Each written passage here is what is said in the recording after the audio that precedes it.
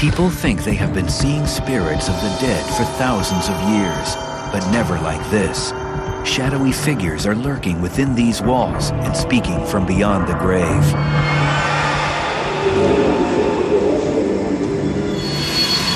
The active spirits of the long dead infest and haunt those who have had frightening encounters. Okay, whatever it is mad now.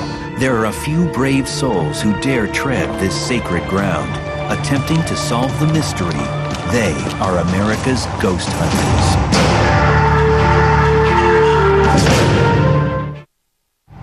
This could be one of the greatest ghost hunting teams ever assembled. Their challenge is to unlock the mystery of the most haunted places in America. Restless spirits won't leave this naval ship. We heard a story that you were blown up with a cannon. Is that true? Mysterious voices are coming from the subterranean basement beneath this church. All the power's just gone out on my camera, period. This Native American burial mound has been disturbed and is tormenting the residents nearby. Wow. The long dead are said to be trapped in this underground city. And this abandoned prison, some claim, is besieged by the ghosts of men who waited here to die. I'm not willing to stay up here. Just across the Mississippi River from St. Louis, we've come to a small town with a history of murder, floods, disaster, and death, making it what some claim is the most haunted town in America. It may look like anywhere USA, but Alton, Illinois is besieged by ghosts, according to many of its residents. Troy Taylor is trying to shine the clear, cold light of history into the dark and deadly mysteries of the hauntings of today.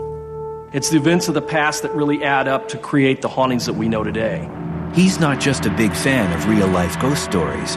He's an author who's written over 28 books on the subject. In the world of ghost hunting, Troy's approach is decidedly unconventional. Instead of opening crypts, he starts by opening a doorway to the past. My thought is that if I can find historical proof that a place is haunted, I can really show genuinely that it's haunted. I don't use a lot of technology or gadgets. What I mostly deal with is the history. We've come to Alton because Troy has learned about a bizarre double haunting happening in, of all places, a friendly local church. What makes this haunting one of the strangest Troy has ever encountered is that even the pastor believes the church is haunted. The Unitarian Church came to my attention from one of the members who belonged there. She'd had a strange experience in the church, and soon she began to discover that there had been people dating back quite a few years who'd been having the exact same experiences that she had had. In order to determine what horrific events of the past might be provoking spirits to haunt the church today, Troy takes us to meet this woman, Peg Flack, the church historian. Come on in. Hey.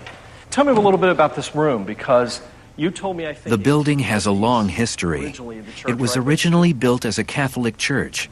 Then, after a devastating fire in the 1850s, it was rebuilt as a Unitarian church in the turbulent days just before the Civil War. Troy soon discovered the building holds a shameful secret. 75 years ago, after Sunday church service, the pastor, Philip Mercer, went to the back and hanged himself. He dangled for 2 long days before being discovered.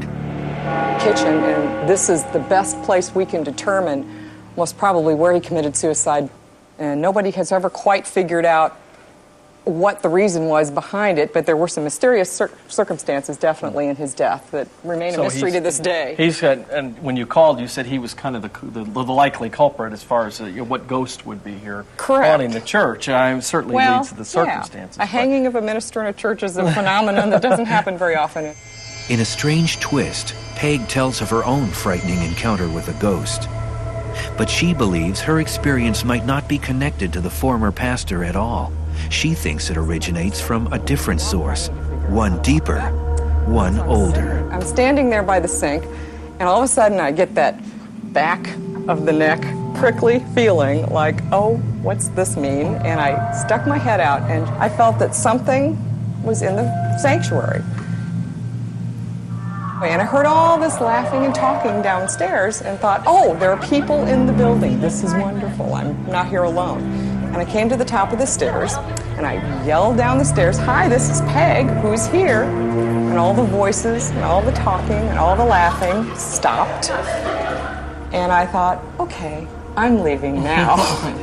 Other church members have told Peg that they too hear voices coming from beneath the floor. But Troy isn't ready to enter the musty, dark warren of cramped, interconnected passageways that make up the basement. When he goes down there, he wants to be armed with history. He needs to know more. Troy takes us here. It may look like a community library, but to Troy, it's a ghost hunter's best tool to unlock the mystery behind a haunting.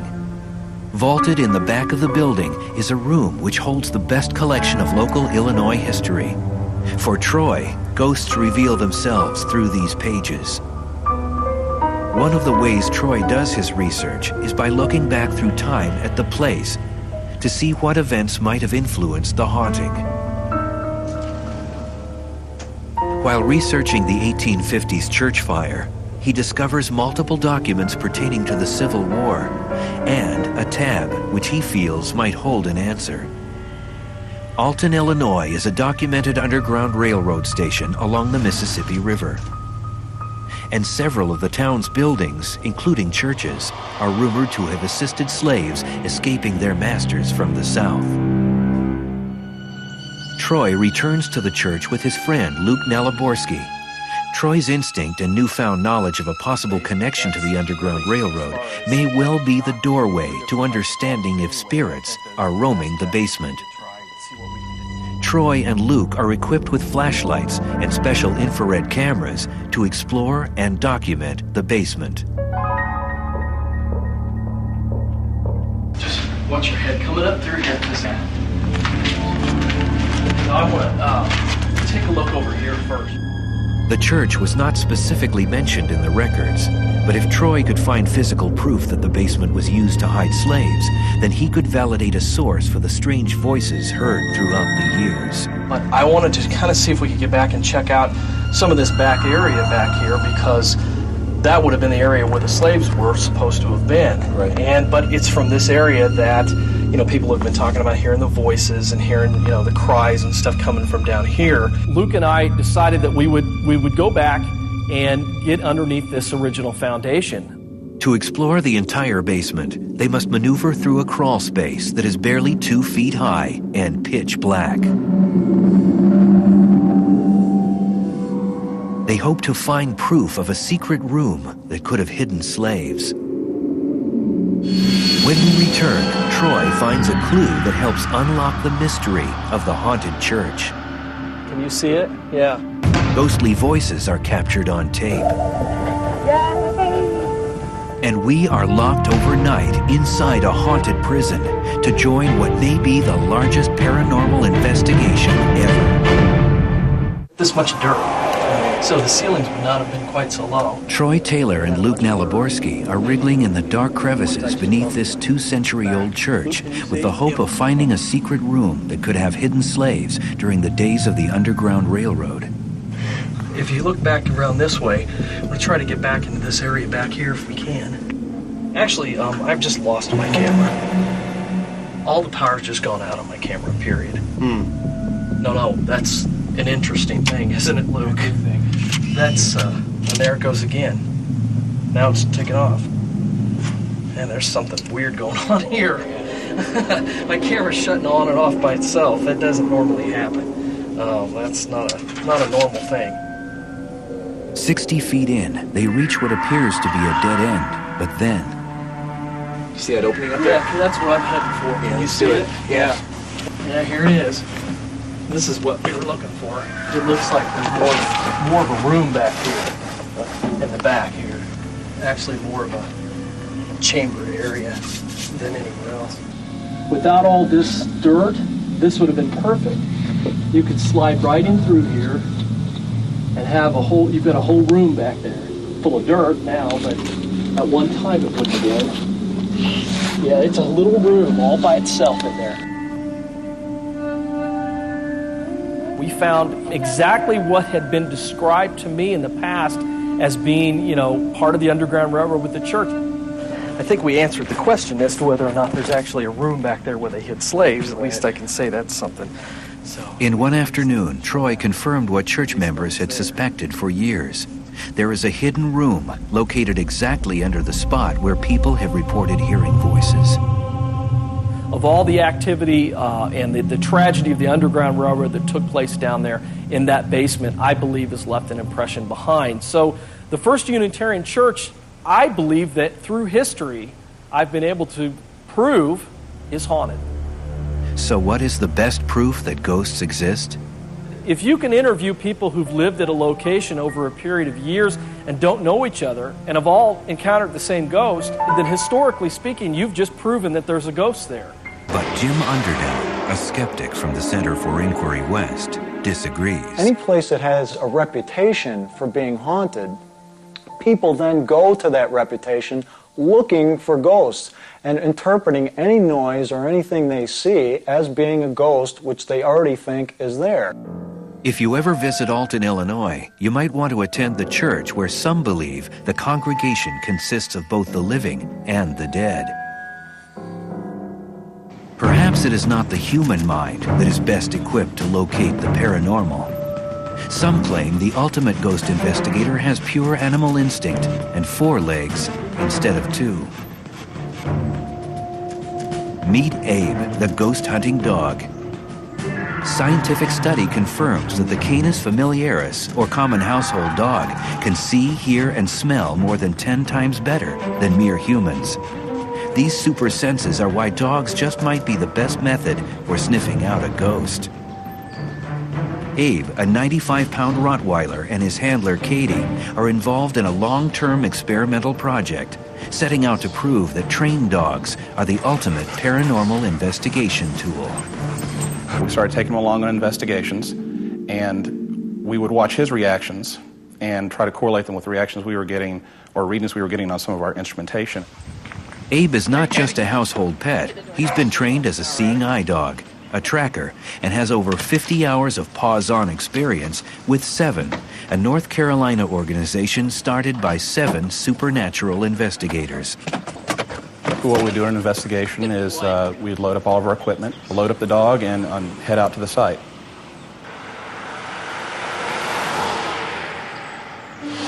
We are going along on an investigation to a house recently built on a patch of woody farmland in a remote area outside of Raleigh-Durham. Although the nearest neighbor is about a quarter of a mile away and the property is quiet, the homeowner has had experiences that both disturb and fascinate her, which prompted her call to Seven. Y'all come in, make yourself at home. All right, appreciate it. I just want to ask you a few questions about some of the activity you've been having out here. I have seen an apparition, and it was right out that window, right over there. She wonders if her experiences have something to do with people that once lived on her land. There's been a time that I've been sitting on this porch out here, and I feel like that there's 20 or 30 people staring at me. She suspects that her ghostly encounter is a clue that she lives on haunted land. She wonders if the source might be rock croppings in the backyard that resemble mounds Native Americans used to bury their dead. This formation of rocks right down here at the bottom of the hill, is that something that existed there already, or is that something where those rocks were stacked like that? Or They were all here. This one over here, this one back up in here. over here? We haven't touched any of these rocks, and I won't let anybody touch them. Simply because I feel like that they are some sort of Indian graves or indigenous people graves, and I'm afraid to upset the spirits. The Native Americans would bury their dead and mark them with rock formations like what we saw in the backyard to note that that was a sacred place and not to be desecrated. Well, if it's all right, we'll go ahead and get our equipment and get started. That'd be great.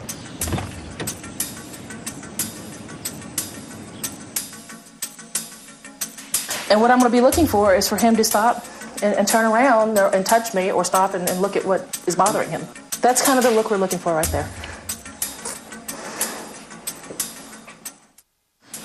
I'm sorry. Are we in a hurry to get down the stairs?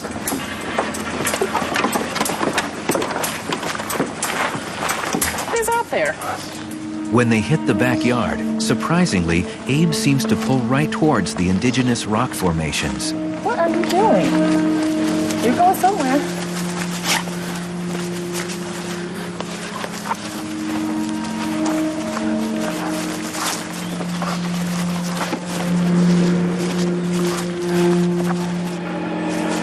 Where is it, Abe? Okay, he dragged me down to the rocks, and then we got down here and went, Yeah. You're not finding dead bodies, are you? Look. Okay. Where is it?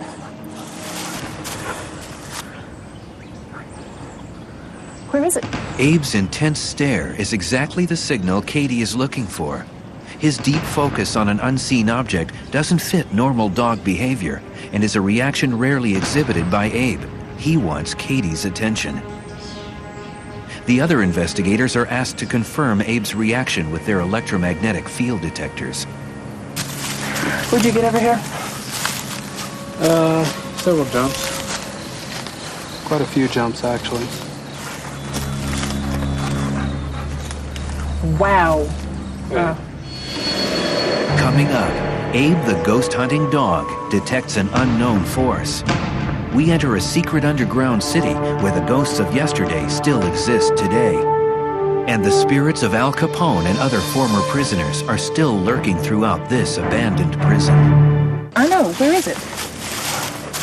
Abe the ghost hunting dog has alerted his handler Katie to an unseen object, and the other investigators are getting odd readings in the same area. Okay, that's coming. Hand me one of them in case I can back up what he's doing. Okay. The spike in readings alert them of a magnetic presence. The readings are unusual and verify there is extraordinary activity near the burial mound. Between 2 to 4. Where is it, Abe? He does not like that rock. He says, excuse me while I leave the rock. Okay, you're good. When Abe is done and the electronic data is correlated, the members of 7 sit down with the homeowner. Abe did signal to Katie out on the property around the rock formations that are suspected to be burial mounds. Judging from what we've seen here tonight, I definitely would say a follow-up is warranted. Abe seemed to confirm what the homeowner had suspected, that her home is haunted. If investigators like 7 can indeed detect a ghost, what are they detecting? And what is a ghost? We know that when a body dies, that energy has to go somewhere. Human bodies have an electromagnetic field.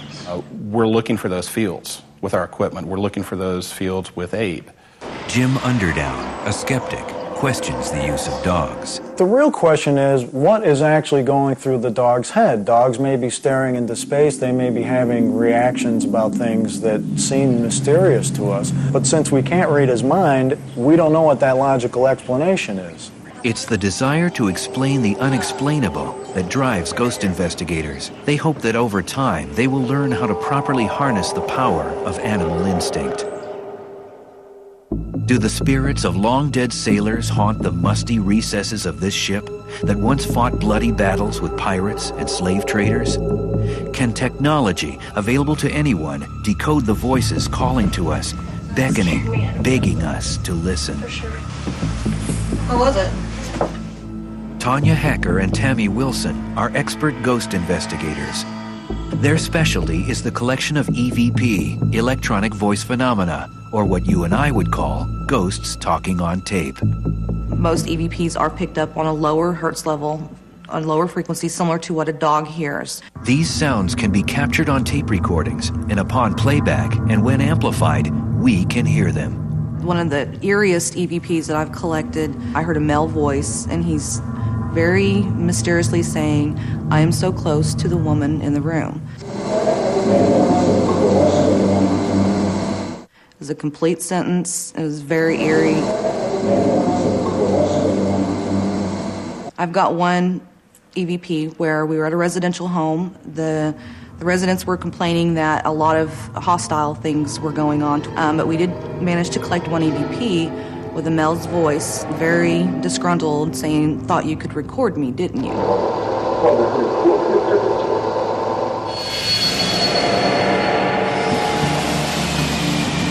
Tanya Hacker and Tammy Wilson have flown from their home base in Oklahoma City to Baltimore, Maryland.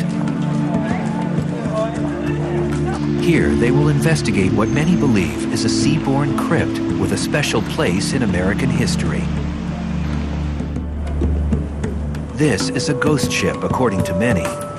The USS Constellation will never sail again. It's locked in the inner harbor here, along with the restless spirits of those who died a violent death while aboard. Below the deck, they prepare for the investigation. They think that searching the ship at night will produce the best results, since all of the ghost sightings have taken place at night. The USS Constellation has 4 decks, each inhabited reportedly by its own breed of ghostly spirit. On the second deck towards the bow, or front, is the fully restored captain's quarters. This deck is where some claim to have seen the fearsome ghost of the first captain of the Constellation, Thomas Truxton. They say his ghost still refuses to leave his beloved ship. As they scour the darkness with tape recorders rolling, they speak directly to the spirits who might be present. How are you? How you doing? You feeling better? Now, if you're here, you're gonna have to speak up, because I can't hear you. You have to talk really loud.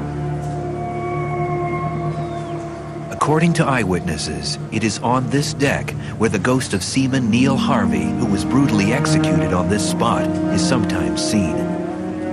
Convicted of treason and cowardice, Harvey was tied in front of a cannon and blown to bits. We heard a story that you were blown up with a cannon. Is that true? Did that happen to you? You don't have to be afraid of us. You can come talk to us. We'll be leaving soon. Did anybody die on this ship? Holy cow. What was that? It scared me. I don't know what that was for sure.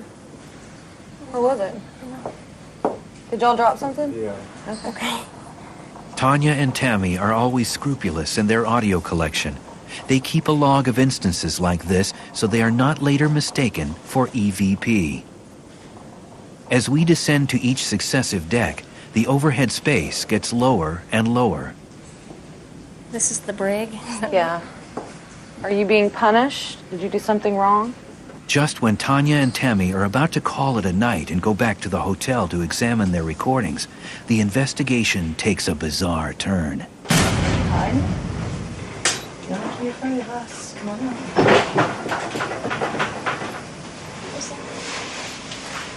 What is it? Did somebody go upstairs? Because we need to know what that noise was. Somebody go up the stairs a minute ago or make like a bouncy noise? I mean, I know you're not supposed to interact with us, but did you hear it? I heard something. Because the noise, I mean, it sounded like somebody ran up the stairs, kind of, or bounced on the floor. The ship is sealed off to the public, and we confirm that our entire crew is on the same floor, so the sound of footsteps on the stairs is a mystery. With the on-site investigation over, Tanya and Tammy's work has just begun.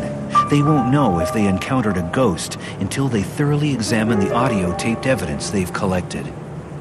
It takes hours of scouring the tapes for ghostly proof. In one section, they think they have found something. They replay the tape and boost the volume. The tape reveals what they were looking for. While they were visiting the captain's quarters, a mysterious female voice suddenly breaks the silence. With the noises that were surrounding us, we can't validate that as a ghost voice, but it was a very nice example of what could possibly be an EVP. If they have indeed made contact with the dead, you have to ask, are ghosts trying to reach us? A lot of times, if there is a ghost there, they are wanting to communicate. Either they're wanting you to leave, or they're really wanting to have a conversation with you. Jim Underdown, a skeptic, doesn't see it that way. human beings are pattern-seeking animals, and they look for meaning in things where there may not have been meaning originally. Is the USS Constellation really haunted? It is only more investigation that will tell us if the ship has become a floating wooden coffin for the undead. Next, ghost hunters from around the country join forces to solve the mystery of America's oldest prison, where spirits of the long dead are still confined today. Who you gonna call if you think you have ghosts? If you live in Seattle, the answer is the Amateur Ghost Hunters of Seattle-Tacoma. We are an organization that is determined to come up with scientific evidence that ghosts could possibly exist. Their common passion has brought them to Seattle's Pioneer Square, ready to descend through this doorway into Seattle's haunted past. This is where you'll find the town as it was abandoned in 1907, when bubonic plague prompted officials to condemn and bury the city forever. In this underground location, you will find a textile mill, a Turkish bath, and a gold rush bank buried beneath Seattle's streets. Some say the ghosts of yesterday still exist here today. Well, there's been a lot of reports of activity in these areas, from apparitions, from just people going in and having eerie experiences. These ghost hunters don't just focus on psychic sensing or otherworldly hunches. They go high-tech. Well, I'm one of the techs tonight, and we all have our specific jobs, and one of the things I fill out is a tech report here.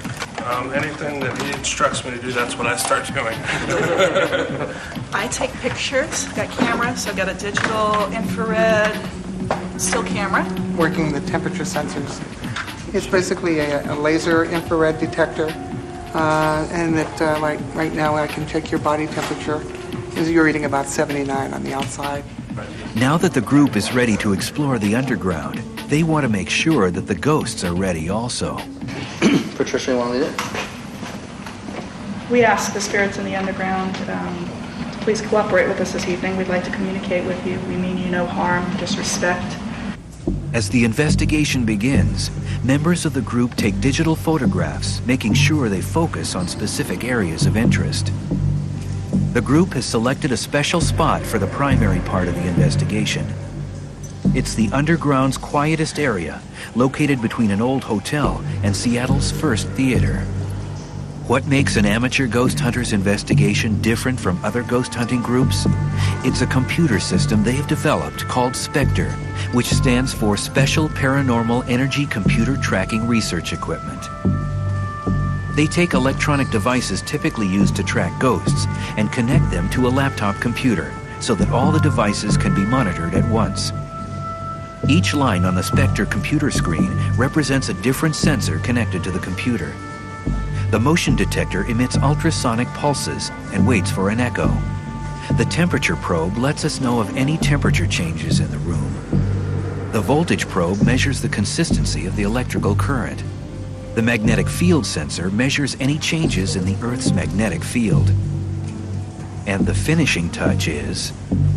What we do now is we set up a infrared camera to monitor the whole setup, just so we can vouch that nobody came in and tampered with the equipment. They tape off the section of the underground with SPECTRE so the system can take readings for an hour while they continue the investigation elsewhere. In the area of the old bank, they find something which might be paranormal in nature.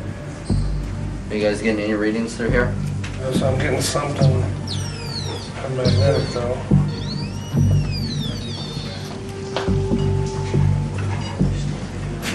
Here, we're just not sure what this is over here. If there's something on the wall, but we're definitely picking some EMF. We got some magnetic readings over there. After an hour, the group returns to check the readings on the SPECTRE computer system to see if they have captured evidence of a ghostly visit. All right, let's see what we got.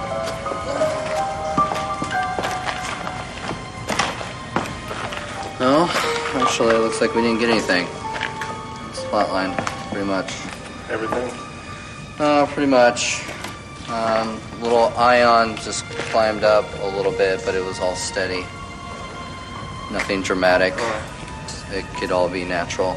Not every investigation results in computer readings with conclusive results.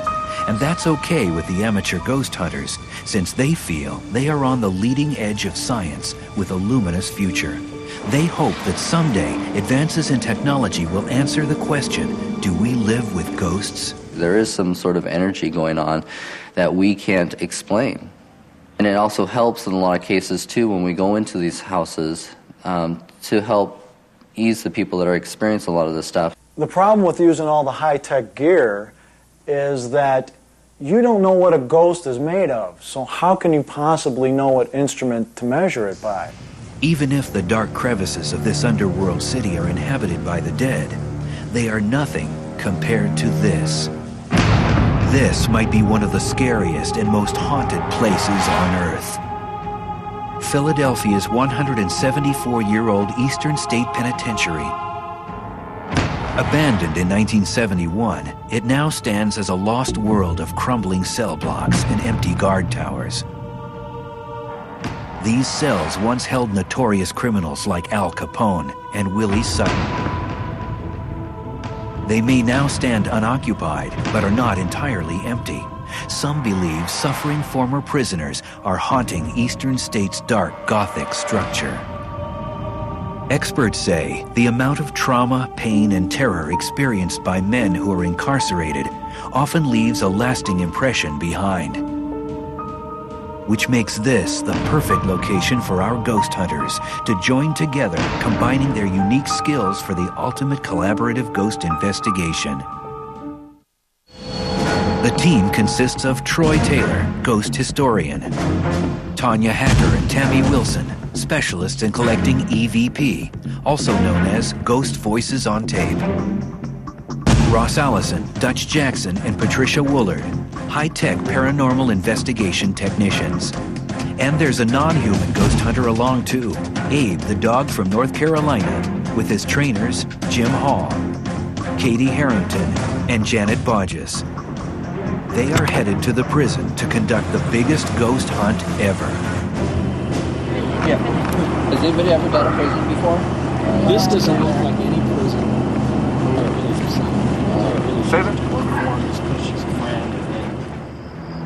They must find and face the ghosts who are said to reside at the prison. It's 11 p.m. and they will spend one night locked behind these bars. By dawn, their ghostly encounter will be over. Troy Taylor, whose approach is finding historical proof that a place is haunted, has been preparing for months, researching the prison and its ghostly inhabitants. He must orient his teammates before the hunt begins at midnight. Okay. This wing that we're standing in here right now, this is cell block number 1. This is the oldest original part of the prison. The prison itself was designed to look like a medieval castle, and while today that's not really intimidating to most of us, back at that time in the early 1800s, people who were still fresh in this country, it was very, very intimidating to see a prison that had been constructed to look like a castle. This first cell really kind of gives you an idea, and you'll have a chance to go in more of the cells, but this one is really kind of a perfect example because you can actually see what the cell really looked like. The crumbling cold stone walls of the individual chambers are a testimony to the solitary years prisoners spent here. It's no wonder that visitors to Eastern State say they have seen shadowy, ghostly figures lurking throughout the prison.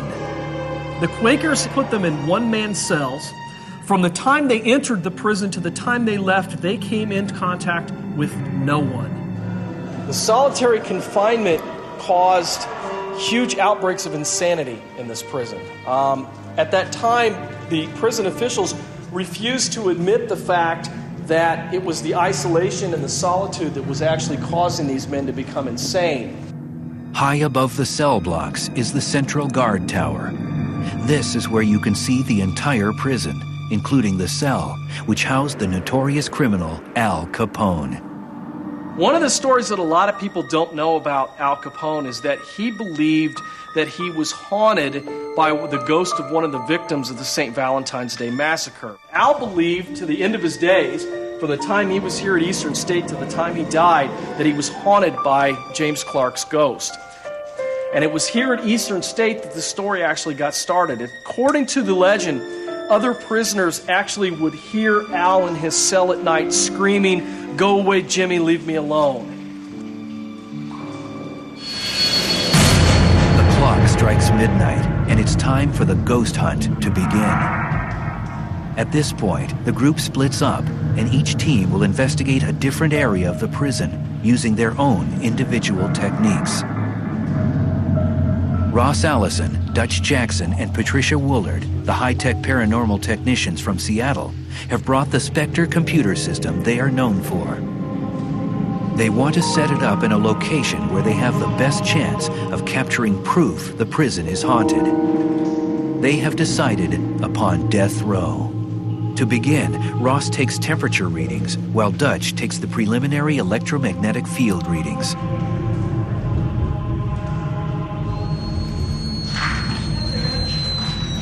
One to a 2.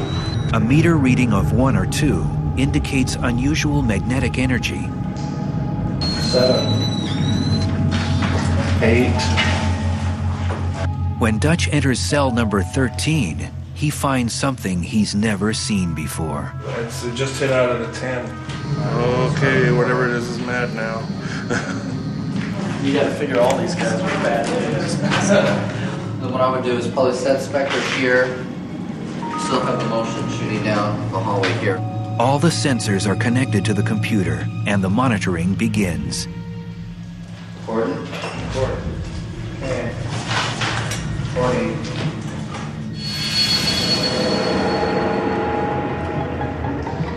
In another part of Death Row, Tanya Hacker and Tammy Wilson are questioning the spirits of former prisoners in an attempt to capture EVP, or electronic voice phenomena. Do you get a lot of visitors? After each question, they pause, hoping that in the silence, ghosts will respond on tape. How long did you live here? These recordings will be examined later to see if they indeed encountered a ghost. When will you be free to go?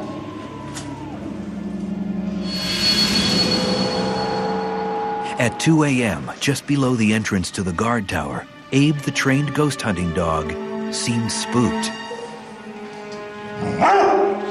His handlers Jim Hall, Katie Harrington, and Janet Bodges have brought him to cell block 7. I have to admit, it's intimidating to walk in here if you were arrested. Abe and Katie explore the cavernous first floor, while Jim and Janet decide to check out the guard tower. Up several sets of stairs and a narrow spiral staircase, they find a breathtaking view of the entire prison and the city of Philadelphia. There is an uneasy feeling in the tower that intrigues Janet. She wants to stay up here and record her own EVP, while Jim returns to work with Abe. Okay, that'll be fine. I'll be between here and the doorway. I'm going to do about 15-minute intervals here, the stairs, and at the door. And since radios don't seem to be working, if you need us, yell really, really loud. Back on the ground, Katie and Jim inch down a dark corridor. At the end of cell block 7, they encounter a mysterious room. Next, what they believe to be a frightening encounter with a ghost puts everyone on edge. Hello. What is this?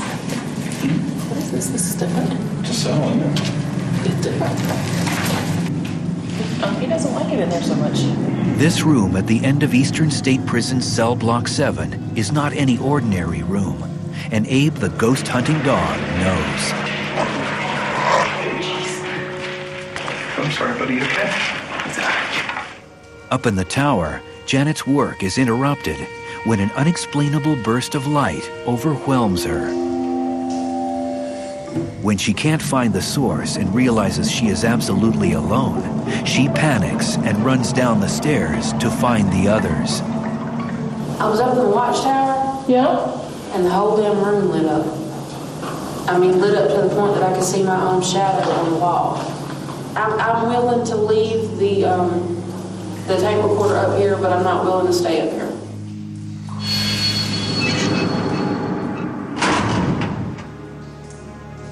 As the night gets later and later, the teams maneuver through the eerie darkness, careful not to let fear influence their results. Soon, the dark black sky turns to morning blue.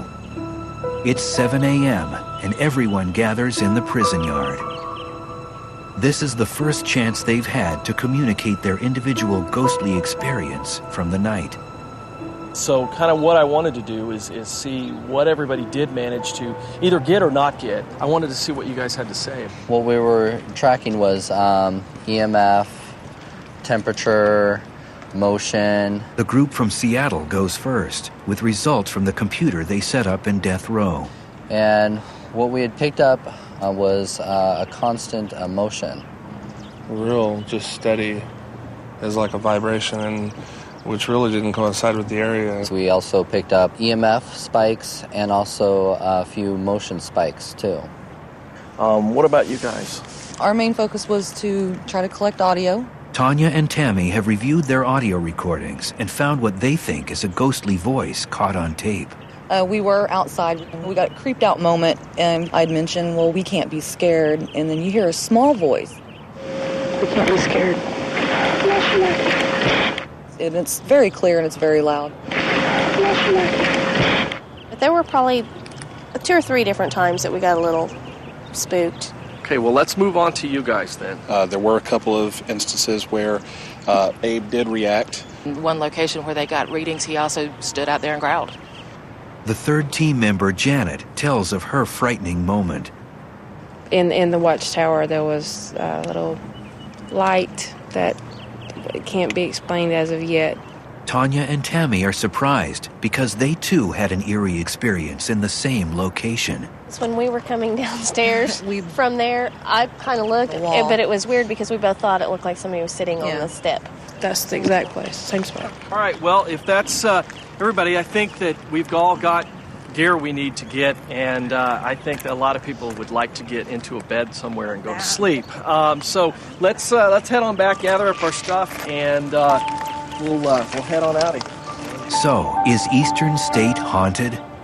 For most of the ghost hunters we met, the answer is yes.